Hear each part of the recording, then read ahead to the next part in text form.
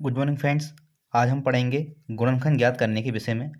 तो आपको इस विधि से बताऊंगा कि आपको आता नहीं होगा तो भी आपको ये क्वेश्चन आने लगेंगे।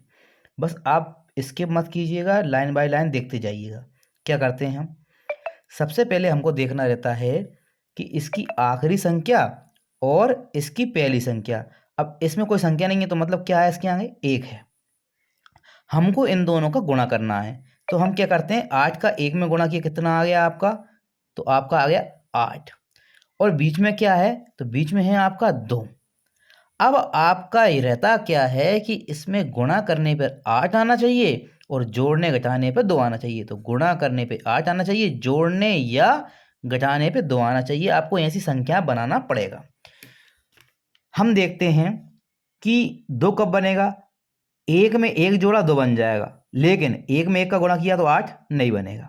दूसरा हमने 2 लिया तो 2 में क्या है, 0 जोड़ेंगे तो 2 बन जाएगा, लेकिन 2 में 0 का गुणा करेंगे तो 0 आ जाएगा, 8 फिर भी नहीं आएगा। फिर हम देखते हैं 3 लिया, 3 में एक कम किया, कितना आ जाएगा, 2 आ जाएगा, लेकिन 3 में एक का गुणा करेंगे तो 8 नहीं आएगा। अब हमने 4 लिया तो 4 में हमने 2 कम किया, कितना आ गया, 2 आ गया, और 4 में 2 का गुणा किया तो 8 आ गया। ये इससे हमारा काम बन जाएगा। लेकिन ये किस फॉर्म में है, तो ये x की फॉर्म में है। तो हमको किस फॉर्म में लिखना पड़ेगा इसको, 4x माइनस 2x। अब हम क्या करते हैं, इस 2x की जगह पे हमको 4x माइनस 2x लिखना रहता है। तो हम करते हैं x की घात 2 माइनस, ये आपका क्या आ गया, 2x की जगह लिखना है आपको 4x माइनस के 2x, ये भी आपके माइनस और 8। जब भी कभी इसके आगे माइनस आए तो आपको जो संख्या निकली है उसको हमेशा कोष्टक में लिखना है। अब हम सॉल्व करते हैं, कैसे कि एक्स स्क्वायर, ये माइनस का जब आप अंदर गुणा करेंगे तो सिंपल सा नियम है, जो प्लस का है वो माइनस का हो जाएगा और जो माइनस का है वो आपका प्लस का हो जाएगा। तो आपका सिंपली आपको दिख रहा है कि 4 क्या है, प्लस का है, तो प्लस का हो जाएगा, ये किसका हो जाएगा, माइनस का हो जाएगा, तो माइनस के 4x। ये किसका है, माइनस का है, तो ये किसका हो जाएगा, प्लस का हो जाएगा। ये लिख दीजिए आप 2x, बीच में कौन है, माइनस और 8। अब हम क्या करते हैं, हम इनके टुकड़े करते हैं। तो एक्स स्क्वायर को हम किस प्रकार लिख सकते हैं, एक्स गुणा एक्स। जब भी कभी क्या है स्क्वायर आता है तो वो क्या रहते हैं, एक्स कितनी बार लिखा है, 2 बार गुणा में लिखा हुआ है, या इस प्रकार आ जाए 3 की घात 2 लिखा है, तो इसका मतलब क्या होता है, 3 2 बार गुणा में है। अब हम देखते हैं ये माइनस आ गया, यहाँ 4 है, और इन दोनों के बीच में जब कोई निशान नहीं होता तो कौन सा निशान होता है, गुणा का निशान होता है। हमेशा आप याद रखिएगा, अगर एक संख्या में लिखा हुआ है और दूसरा आपका ए बी सी डी या ए से जेड तक कुछ भी आए, जैसे मान लो ए एक्स आया, तो इन दोनों के बीच में कुछ नहीं है, मतलब क्या है, गुणा का निशान है, तो हम क्या करेंगे, ए गुणा एक्स।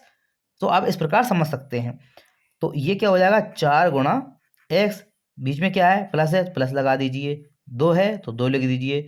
अब ये दोनों आपस में गुणा में है तो एक्स लिख दिया, बीच में क्या है, माइनस। अब क्या है, 8 है, तो 8 को हम किस प्रकार लिख सकते हैं, 2 गुणा 2 गुणा 2। आप समझ सक रहे होंगे। अब देखिए कि यहाँ आपका कॉमन लेना है हमको, तो कॉमन किस में से लेंगे, हम इन दोनों में से लेंगे और इसमें इन दोनों में लेंगे। कैसे करते हैं, देखिए यहाँ एक्स है तो इसमें भी एक्स है क्या, तो हाँ एक्स है, तो हमने एक्स कॉमन ले लिया। इसके अलावा एक और एक्स है, लेकिन इसमें एक और एक्स नहीं है, तो अब कुछ भी कॉमन नहीं आएगा। अब जो अंदर बचा है वो लिख देते हैं, कैसे, कोष्टक में। यह एक्स अपन ने बाहर लिख लिया, क्या बचा, एक्स बचा, तो एक्स लिख दिया। इसमें से अगर एक्स बाहर लिख दिया, क्या बचा, माइनस के 4, तो माइनस के 4 हमने लिख दिए। अब जो यहाँ लिखा रहता है सेम टू सेम वही हमारा क्या आएगा, यहाँ पर आता है।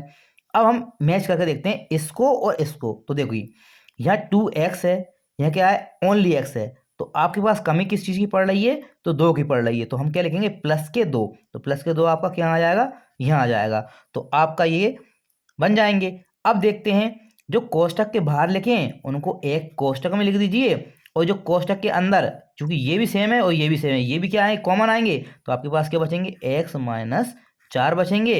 ये इसका आपका क्या हो जाएगा, आंसर हो जाएगा।